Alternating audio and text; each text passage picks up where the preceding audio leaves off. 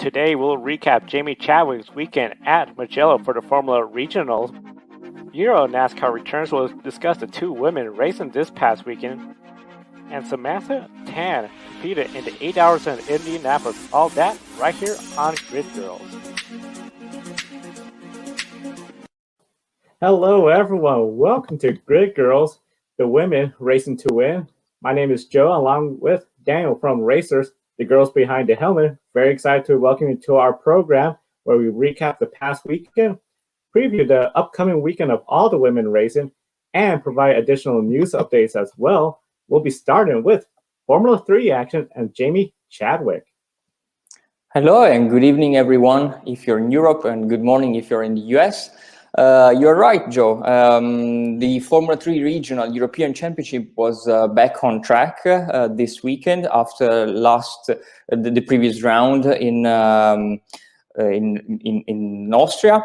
And Jamie Chadwick was back, of course, with Prema, which is the top team in the Formula 3 Regional European Championship. The Italian team actually dominated last year, and this year again they are absolutely doing 1-2-3 constant super result for the Italian team that also races in the International Formula 3 Championship. Jamie, of course, was able to join the best team of the championship, but she has so far had a quite difficult season for her. The car is the Tatus Formula 3 car, which is the same car basically that is employed in both in the W Series and the Formula 3 Asian Series, which is called the Formula 3 Regional Asia Series this year. So basically the car is exactly the same, also the same engine from the series, but as we previously said in a couple of episodes ago, the car has different tire manufacturers in all three championships. And Jamie has found so far that the Pirelli tires are really hard to master. And she after a very encouraging opening weekend in Misano, where she was third straight away, she could claim a podium position. She struggled a little bit in the following rounds in Paul Ricard, then in Austria, and now in Mugello. And of course, she came into Mugello for the first time, not knowing the track, and the weather conditions were absolutely awful. It was raining and cold all the weekend. Which is, of course, not the first thing that you think about when you're thinking about the Tuscan hills, those kind of tracks. Mugello I was there some days ago to see the Formula 3 Regional. It's a beautiful track. It's a track that hosted, of course, the Formula 1 Grand Prix for the first time not so long ago. It's a stunning track with all the uphill and downhill corners, fast right and left-handers, but it's really, really tricky and also very physical. And Jamie is a super athlete, I have to say. But of course, in such powerful cars and so high downforce Formula 3 cars, she was a little bit under pressure at Mugello. And of course, after good practice sessions, I would say, she started P8 and P9 in the opening two races. Under the rain, she was P9 in the first race, and she actually had a fantastic second race, which was really the thriller of the weekend. I was there right beside her on the starting grid, and after the formation lap, she went on the grid and she asked for to change on slick tires, of course, and it was raining until a couple of minutes before. She actually took this great gamble, and she asked the team to put slick tires on. Around her, everyone was starting on wets. After her move, a couple of other guys around her also tried to copy her strategy. And actually, the strategy revealed very interesting after the first opening laps, because the track was drying up very fast, very, very quickly. and Jamie and Alessandro Famularo, who were and Chauvet and Pierre-Louis Chauvet from Van Amersfoort Racing. They were the two fastest drivers on track on slicks. And they could quickly climb up the order. And Jamie, after some laps, she was already up to third. When all the drivers actually had to pit. So everyone was straight back into the pits to change to wet tires. And the top three drivers that were the ones starting on slicks, they could open a big gap of almost 40 seconds on fourth placed driver, who was Arthur Leclerc, the famous, the brother of the famous Ferrari Formula One driver. Jamie was catching up quickly with second placed Julien Henrion, the Frenchman, and then the heaven opened again, and it was a huge torrential rain again in after a couple of seconds, and so everyone was again back into the pit lane to change back to wet tires. But apart from that, positions where everyone was back in the pits, so positions were pretty much remaining the same until Andrea Cola spun out of track and he beached his car into the gravel, and so the safety car came out. And that was really the end of Jamie's strategy, because she lost basically 40 seconds advantage on Leclerc, who was lapping 5 to 6 seconds per lap faster on wet tires. And Leclerc did an amazing job. He was like 1 minute behind at some point, and he could, with the safety car, he could again catch up with the leaders. And he passed everyone and he won, just like he did in the first race. Jamie dropped back a little bit down the order, and she finished P7 because her pace on wet was not that great, while on dry, on the slick tires, it was pretty competitive. So unfortunately, the safety car ultimately denied her of a podium position. It would have been her second podium of the season. And in the third race on Sunday, it was on mixed conditions, because the track was still damp, even though it wasn't raining. They all started on slick tires, but it was still very, very tricky conditions for everyone. In fact, a couple of drivers made mistakes, but ultimately Arthur Leclerc, Charles' brother, won again. He won all three races in Mugello. And Jamie was P8, so she did a P9, P7, and P8 in Mugello, which was not that bad. But of course, if you think that she was entering the series targeting race wins, like she did in the Asian Formula 3 Championship this winter, it's slightly disappointing from her. But I think she will be back stronger in Monza in 2 weeks' time. She will, of course, work very hard with Prema, even though they haven't really have come to terms with their problems this year, because Prema lines up 4 cars in the Formula 3 Regional European Championship this year. And Jamie's is the only car that sometimes has mechanical or technical problems, technical issues. And for Prema, of course, it's not that common, because they are a super competitive team. Also in Mugello, while in Austria, she had the pace. She had the pace for a top 5, but ultimately some gearbox issues prevented her to finish higher up. She did a P5 in the third race when finally the issues were solved. And this weekend, she only had a minor problem on Friday in free practice 1, while she pushed the radio button on her steering wheel, and the car just came to a stop. It switched off. She could lean back to the pits after a couple of attempts. They changed the steering wheel. I was right beside her car to see, and they switched the steering wheel, and it was back on. So sometimes some kind of issues for her car. She hasn't been super lucky this year, but again, I think everyone would have expected Jamie to do a little bit better this season, but everyone also has to remember that it's her first season in full time in a Formula 3 car. She did, of course, W Series, but it was only 6 races last year. She won in spectacular fashion the W Series, but of course this season it has been hard for her. But I think that maybe next year and at the end of this season, because the championship is still a little bit long, she can improve a lot based on what we've seen so far. And of course, we also have some audio clips from Jamie. It's part of an interview that we did, so it's like a preview from an interview that will be published during the week. So follow Racers Behind the Helmet to read her full interview. But we can maybe play some of her recap of her Mugello race. Pretty terrible. Yeah, not great. Obviously, mixed conditions. It's not been easy. Yeah, I mean, that race was really tough. I don't know what went so wrong for us. We really struggled. So, yeah, lots to work on, but hopefully we can have a positive day tomorrow.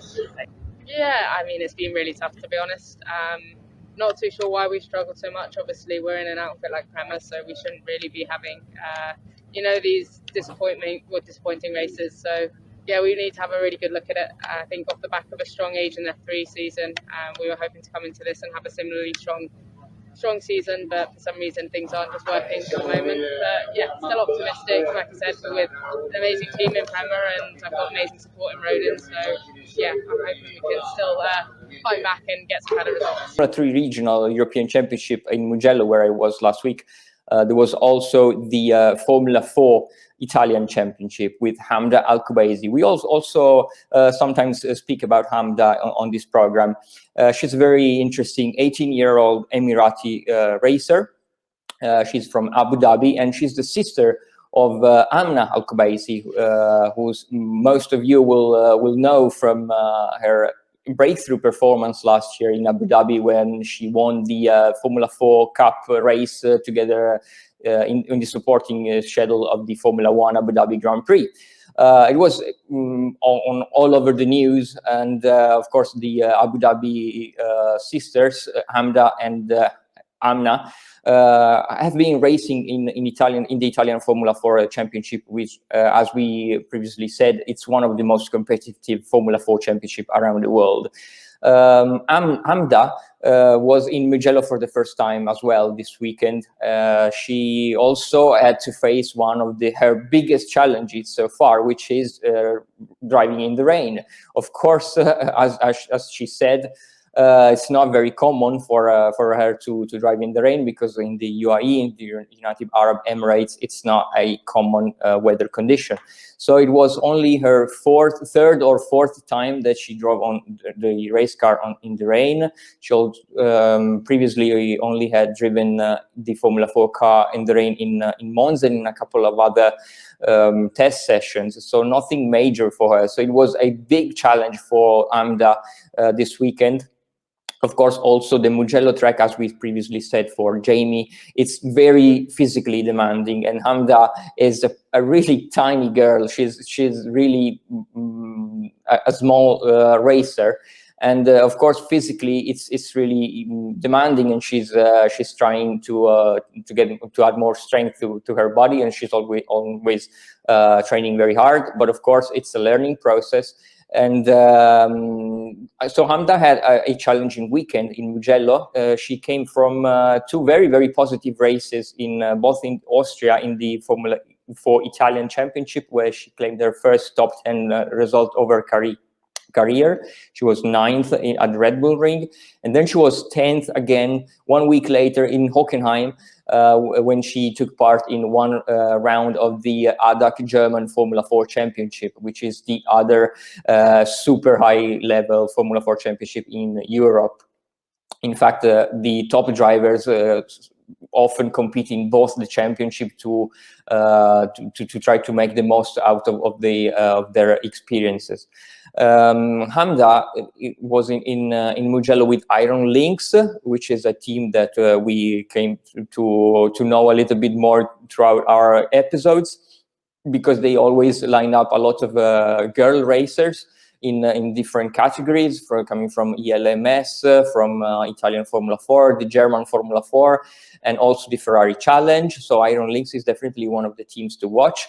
And Hamda was happy though about her weekend, because she came into Mugello with one target in mind, which was to learn to adapt to the mixed and changing weather conditions, which is very tricky. She said to us after one session that she found difficult to adapt to the track, because as soon as she was feeling more comfortable on one corner, the next lap it was different.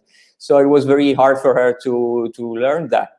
But I think she did an amazing job, because especially in free practice, qualifying, and then the first race, while we saw most of the field, which there are also quite experienced drivers which are not in their first season, in their rookie season in Formula 4 championships, they were making mistakes. Cars were going off the track. They were beached in the gravel.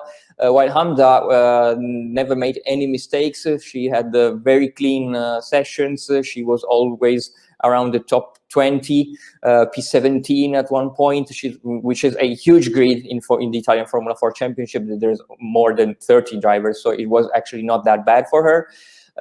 And of course, she was always speaking with her engineer and mechanics, and they were always telling her, Amda, it's a learning weekend, it's a learning experience. It's your first season in the championship, so it's important to bring the car back in one piece and make the most out of the weekend. Actually, she did pretty well. She was P21, P23 in the races. In the second race, she actually had a contact while she was trying to climb up the order a little bit, because she was feeling more comfortable after two days of running. She had contact with another driver, Chovanek, that actually ran into her in turn 3. So it was not a very lucky second race for her. She could nonetheless finish the race, which was the most important thing. And again, she had a contact in the third race, nothing major though. She just spun and then she recovered. But yeah, that was basically it for her weekend. We also have some audio files from her from Hamda. Firstly, starting from her qualifying and the free practice session. So it's my first time racing in Mugello. It's a really hard track, very difficult, a lot of corners, quite long, and demanding for the arms. So yeah, we're practicing and starting to learn a bit. I think for first practice we didn't have new tires, so we were on old tires, and I think our pace was not too bad with the old tires, but I had to improve a bit with like as soon as I get out, I must start to push from the beginning. It doesn't rain much in the UAE, so then I don't know anything about.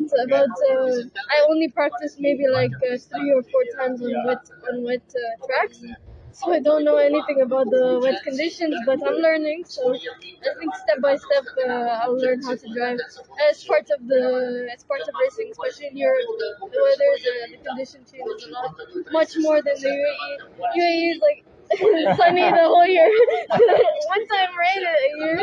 So yeah, I think qualifying 1 didn't go too bad.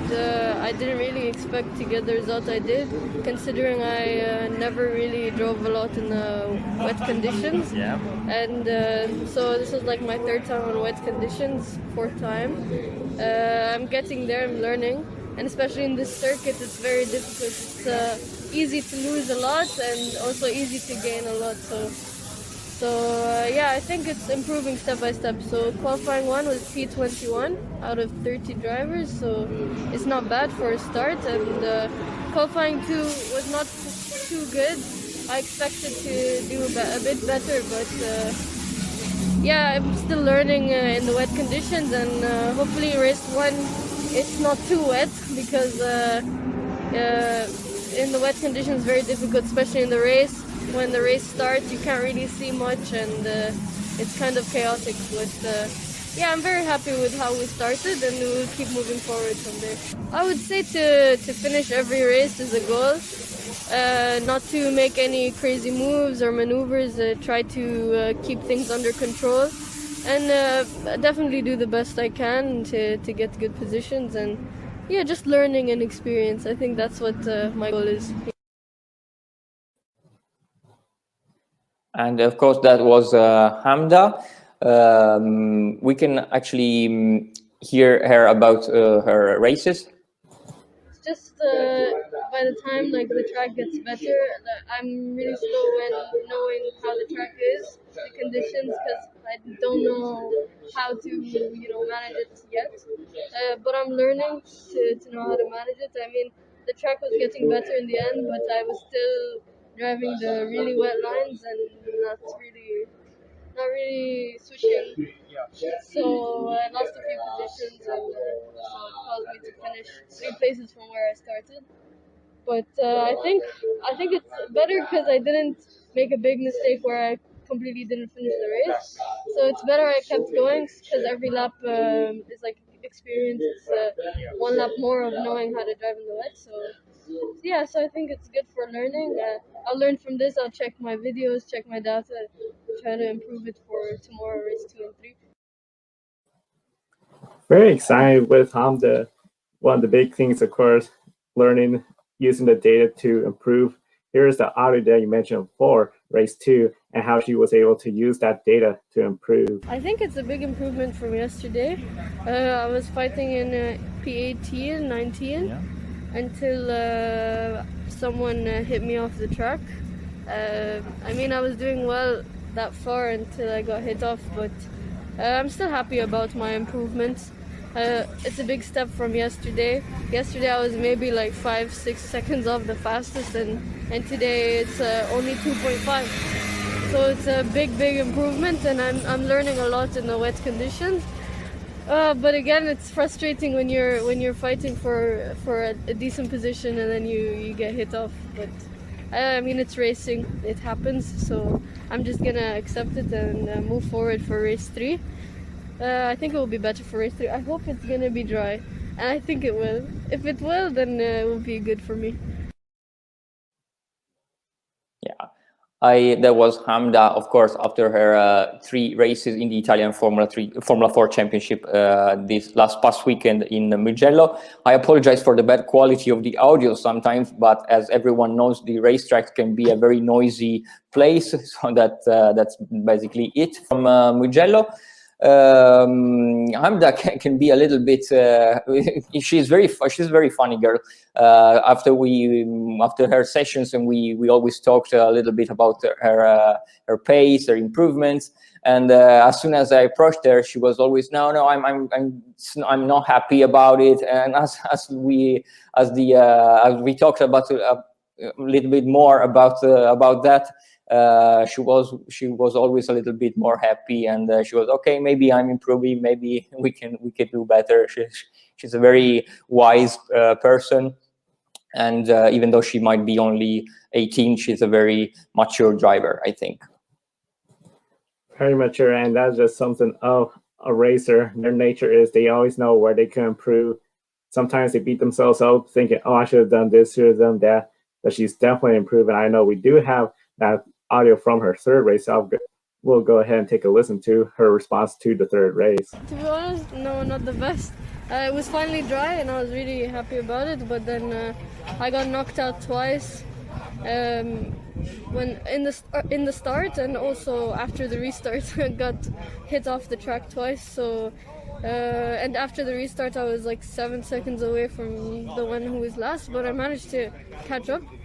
And I think my pace was really good. It was only like 7 tenths from the fastest driver. So here in Mugello, it's a big step to make, because in the collective test in the dry, I was like 2 seconds off. So 7 tenths is not a lot, and I think we made a big step with the driving.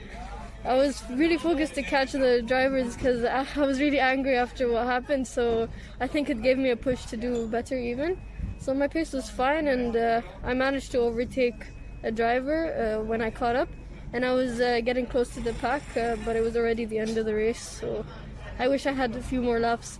maybe I could have got a few of them towards the end, but yeah, I think it's a good learning experience. Overall, this whole weekend, it's been a bit chaotic with the wet and the dry conditions. It was And the cold. And the cold, yeah, very different for me, and I'm not used to this at all. But I'm learning a lot, and I definitely took a lot of good experience from this weekend. 7/10 a second at Mugello. That is something else. She has definitely got a bright future ahead. Very excited for her. As I was going over before we had some technical difficulties, Jennifer Joe Cobb, she managed to finish 24th at Talladega. Still impressive considering the driver to lead the second most laps at a race, 3 laps away from being the driver to lead the most laps. Now, one of the big things, of course, Natalie Decker was not in the race. Natalie Decker hasn't been able to compete since being declared medically unfit to race. Yesterday, at the conclusion of Grid Tonight, Natalie Decker released a video about her health. She has a high blood pressure condition that has sidelined her in Las Vegas, despite being in good health and, of course, very fit for driving a race vehicle. Concerns about medication or complications is what's causing the blood pressure increase. So NASCAR decided it was best to sit her out and have the medical profession take a look and try to find out what's going on. Overall, she's in good spirits. She are trying out different medications, breaks to see if something could get the blood pressure to go down. She's definitely, of course, wanted to send her thank you to all her fans and supporters for all the thoughts and prayers that they've been sending for her. And she's definitely looking forward to being back in the racing vehicle soon again. Now, of course, Hailie Deegan, right now she's running the ARCA West Series, but overall, she is really excited because she's going to be taking a step up to the Truck Series. This comes after the weekend in Springfield, Illinois. The ARCA Menards Series is currently one of the few series that race on pavement but has one dirt track. That's the Springfield, Illinois dirt track, which is also used for horse racing. Typical dirt track racing, a lot of times you'll see when these national series like ARCA or smaller come to a local dirt track, a local person will show up, and that local person did take the win. But Hailie Deegan started 5th place, still managed to lead 1 lap.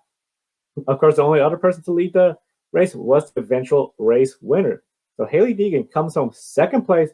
He shortened the gap from 63 points to 61 points. Mathematically, she is not going to be eligible for the ARCA Menards Championship, but definitely her great race weekend. She posted a video on her social media just giving thanks to the crew, sharing her excitement about racing on dirt. And of course, then it was on Wednesday, it was announced that Hailie Deegan will be racing her first NASCAR event in the Camping World Truck Series at Kansas Speedway, a tricky 1.5-mile tri-oval. The big challenge for the Truck Series, as well as all of NASCAR top 3 national series, which are Xfinity and Cup, no practice, no qualifying. ARCA does allow practice prior to the race, but in this case, she's going to enter a truck. Her very first laps in the truck will be during the first lap of the race. Her debut is scheduled for October 17, 2020 at Kansas Speedway. Definitely encourage everyone to be sure to follow her, as well as all the drivers that we discuss about will display their social media tag as well as their profile pictures so you can find them on Twitter or Instagram. Now, time for some TCR Scandinavia coverage. You're right. TCR Scandinavia is one of the most interesting TCR national championships in around Europe. It has been rebranded STCC, which of course it's an historic name for touring cars in Europe. The Scandinavian Touring Car Championship has been one of the most glorious series in the past. And this year, after it was basically merged with the TCR National Championships, it was again rebranded as STCC. There is one female racer in racing there, with Mikaela Olen-Kotulinski. Mikaela has been racing very competitively last year in the TCR Scandinavia. She won 1 race and she could finish on 5 times on the podium last year. So a very competitive season for her in the national TCR championship in Scandinavia. This season, she's always racing with a PWR team, which is a Swedish team racing also in the World Touring TCR Championship. So it's one of the most competitive teams in Scandinavia. She's also racing in. She has also raced in other series around Europe in the past, famously in the Audi TT Trophy, and will be likely. It's not official yet, but it's likely that she will be racing the new Extreme E Championship, the electric SUV championship that will be starting next season. She has been widely testing the car. She has been the Continental Tire manufacturer official test driver. So we can maybe expect to see her on the grid of this new interesting series that has been once again invented by Alejandro Agag, who is the Formula E mastermind. But let's go back to TCR Scandinavia because Michaela had finally a very positive weekend last time. She finished 2 times on the podium. She qualified in P9, which was kind of okay. But after the first race, she had an amazing first race, and she could manage to recover a lot of positions, and she finished 3rd in the first race. So finally, another she's back to the positions where she belongs. The second race she was P7, and again in the third one she was again 3rd. So 2 position finishes for Michaela in the last weekend's STCC TCR Scandinavia. It's as we said last week, in last episode last week, the TCR Scandinavia, it's this year has a little bit shorter calendar because of course in Sweden and where they are racing this year, they're not doing the Denmark the race in Denmark like they did last year. They are only racing in Sweden because of the travel restrictions that we all know in this crazy 2020. There are only 4 races this year in the TCR Scandinavia, and this was the third round. So this weekend, actually, they will be rounding out their championship. They will be racing in Knutstorp, while last weekend it was in Mantorp, which is a pretty known racetrack around Europe. Not super big tracks in around Sweden, but of course for TCR there are always very fun races, very interesting races to watch, very close racing. And this weekend, TCR Scandinavia will rounding out their championship with Mikaela Olen-Kotulinski trying again to break into the top 5. She's currently 7th in the championship, in the points championship. She had a 4th place finish in the first race, in the opening race of this 2020. Last year she was 6th at the end of the season in points. So pretty much in the same positions. I think that with a strong final weekend, she can maybe try to get into the top 5 in the championship, and maybe, who knows, try to attack the title next season if she will combine that with other championship, like I personally think she will. Definitely 2021, a lot of potential for her, and especially be really interesting to see if she does go in that new Extreme E route. Very exciting stuff. Now, of course, we had EuroNASCAR race in this past weekend. EuroNASCAR, of course, back on track. 2020 has been a really odd year. One of the drivers racing in that event was Julia Landur. Julia, she of course does the EuroNASCAR racing. She had her first top 5 in the series for this year. Of course, 2020 has been a really bizarre year for all the racers, all the series, and especially I know in Europe as well. Here in the United States, we're going through everything with that pandemic right now. Another driver that was there was also the Italian driver Ariana Casoli. She was there participating well trying to get her season going. She is having one of her best racing seasons so far, considering this is 2020. Having a great season with some good performances. This is something that has to be really building up confidence, motivation, and of course, just get things ready and planned for the 2021 season. The next race is going to be a very cold and chilly one, considering it's going to be in November at the Czech Republic. Of course, the series is going to be running a little bit later due to everything that has occurred this year in 2020.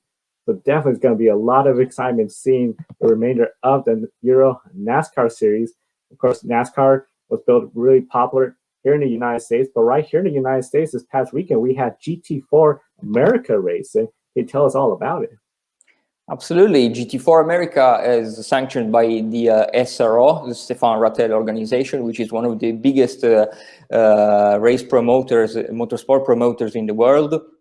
They are basically organizing every GT championship around the globe, and they've done an amazing job in putting together this schedule for GT4 America.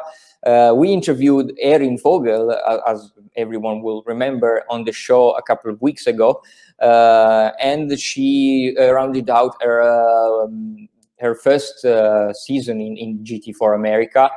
She has had quite a challenging season due to several mechanical issues on her car. She's racing for the American powerhouse team, Flying Lizard Motorsport, in a McLaren, in a beautiful purple McLaren. Erin is racing in the Sprint X series together with McLaren Works driver Michael Cooper. But also this weekend they were racing in Indianapolis, the world famous, one of the biggest racing venues in the world, the Indianapolis Motor Speedway, which of course it was racing in conjunction with IndyCar, obviously not on the oval track but on the road course track. Erin, surprisingly, had a last-minute call to do also the sprint series in another McLaren, and she had probably her best weekend of the season. She could finally had a break with some luck in Indianapolis, and she was fourth, P4 in class, in the AM class, in both the GT sprint races.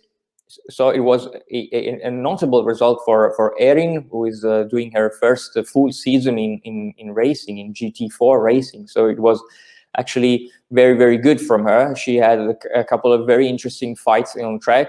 As we said, and as I said to her previously, I think she's very good in the midfield battles. She has shown some impressive skills and racecraft. I think coming into her second season next year, she will really be someone to watch, because her skills in battles is obviously we can always see that improving race after race, weekend after weekend.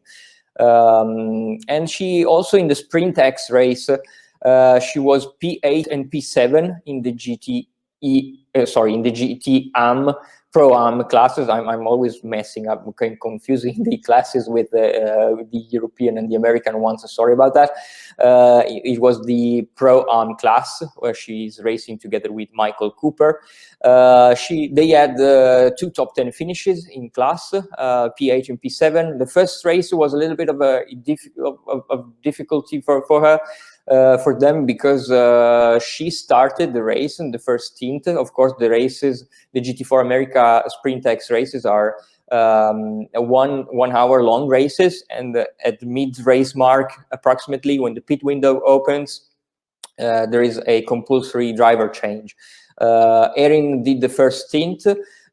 She did very well. She moved up a lot of positions. There were a couple of yellow flags, or full course yellows. But she could always move up the order during green flags sections. At the mid-race mark, she handed over to Michael Cooper.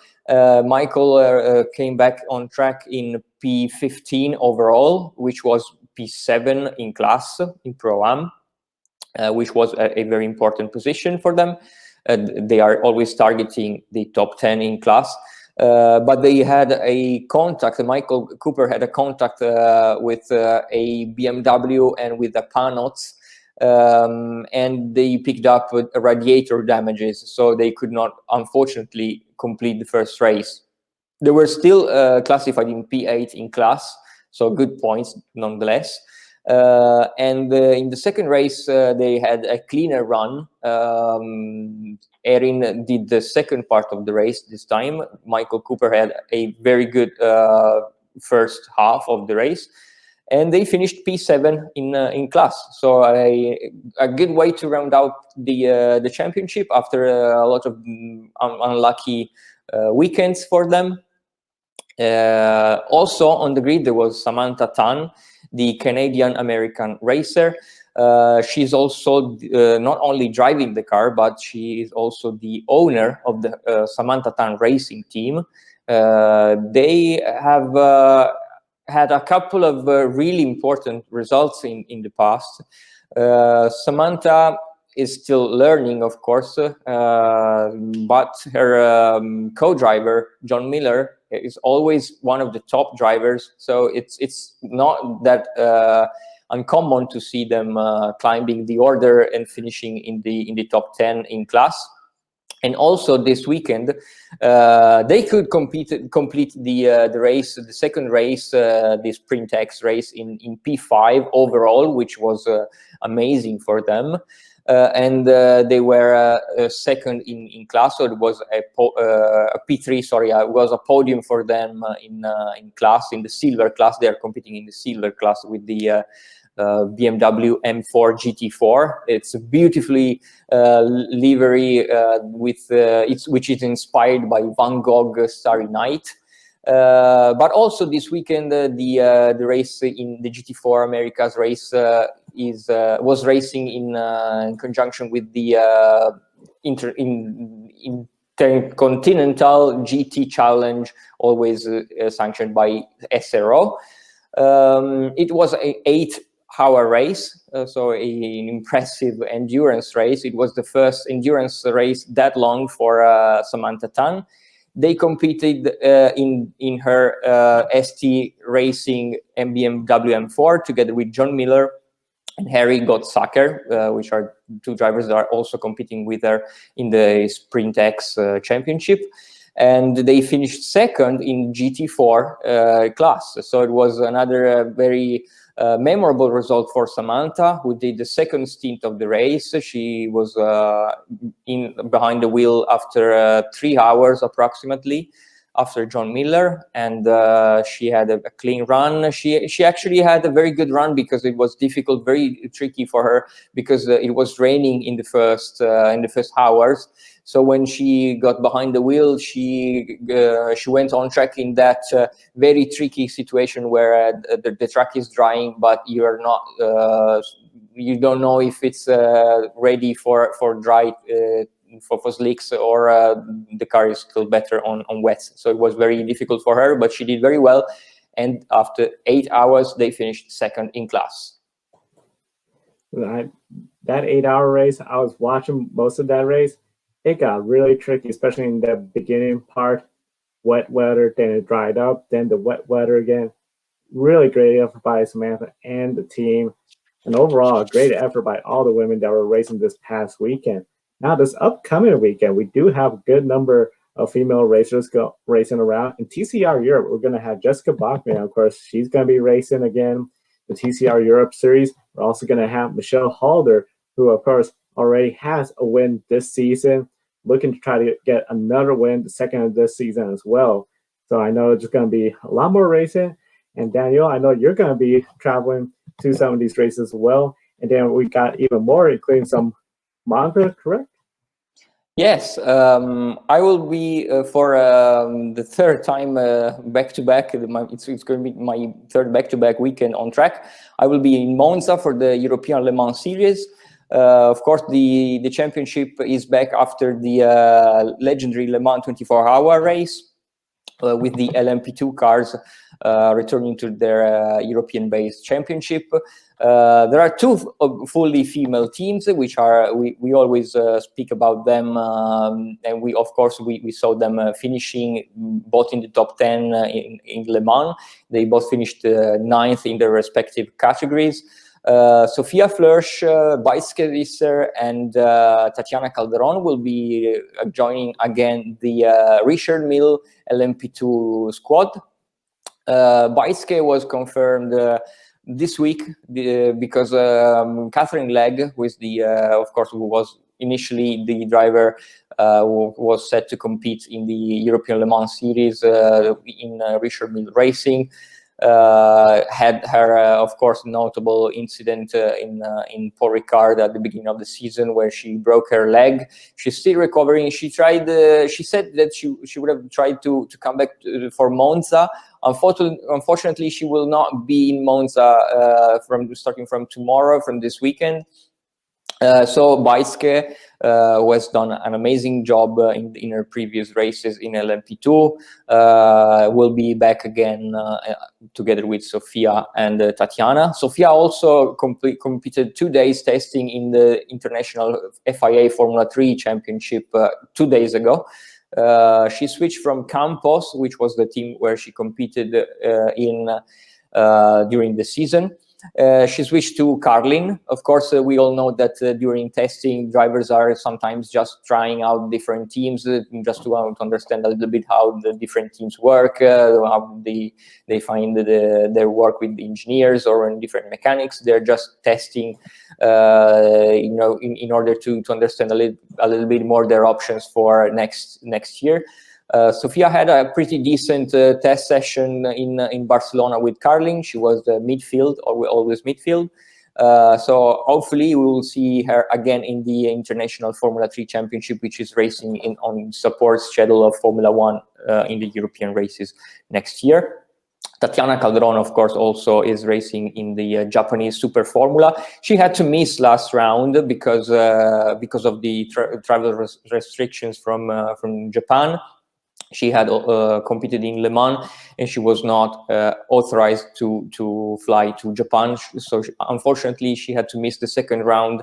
The Japanese Super Formula is a super high-level championship, one of the most competitive Formula championships around the world. But of course, it has a little bit of a short calendar. So she had to miss the second round. She was P12 in the opening one. Let's see if she will be back in Japan for the third one.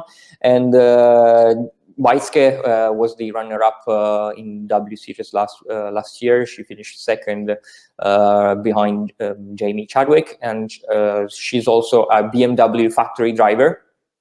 This year, she ultimately found her seat in Richard Mille, and it's one of the best opportunities that these girls had in this year. But of course, there will be also another all-female team, which is the Iron Lynx team in GTE AM category. They finished 9th again, the second year in a row at Le Mans. Racing for them will be again Manuela Gosner, Italian racer, Michelle Gatting from Denmark, and Rahel Frey, who is a very experienced Swiss GT driver. Rahel was also on the grid last weekend in the ADAC GT Master, which is the premier GT3 championship in Germany. In that series, she has been struggling a little bit this year because the team she's racing with is not super competitive, let's say. So both her and her teammate have some not super season so far, but she will be back again in the ELMS this weekend in Monza. The Iron Dames, how they are nicknamed, the three racers from Iron Lynx, will be back in Monza after claiming a podium last year. So maybe we will see again a great performance from the ladies. Today's there was testing. I was not there, but I had just before the live show, I had checked. I was analyzing their lap times, and the Richard Mille team in LMP2 category seems pretty comfortably in the top 10. So I think it's going to be another pretty interesting race from them. And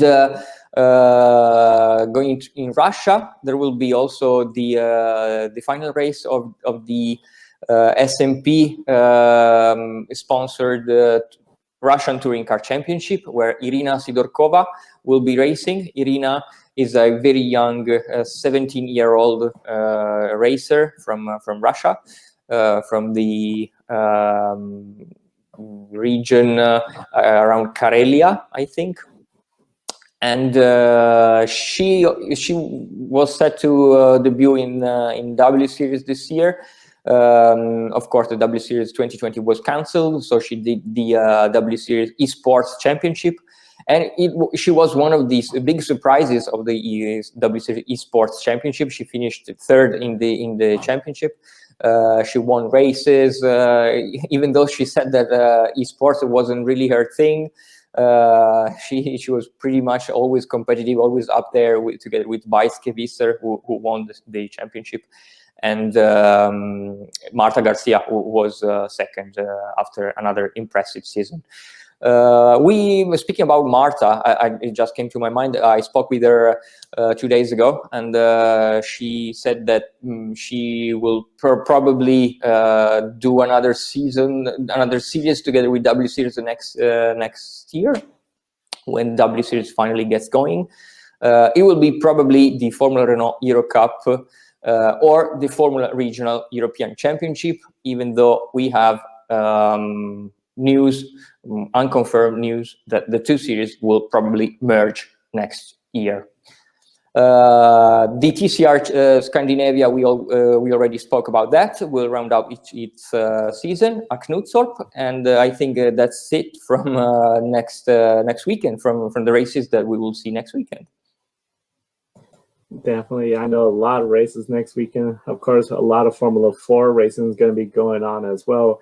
Formula 4, of course, we have Rima Jufali racing as well, and Abby Pullen, she's going to be racing. And then one of the big stories, of course, as well, from Japan, Juju Noda, 14 years old, will be trying to return back to the highest step of the podium. First place, she already has a win, and her debut win in the opening race. So a lot of racing all around, and we're very excited about the upcoming race weekend.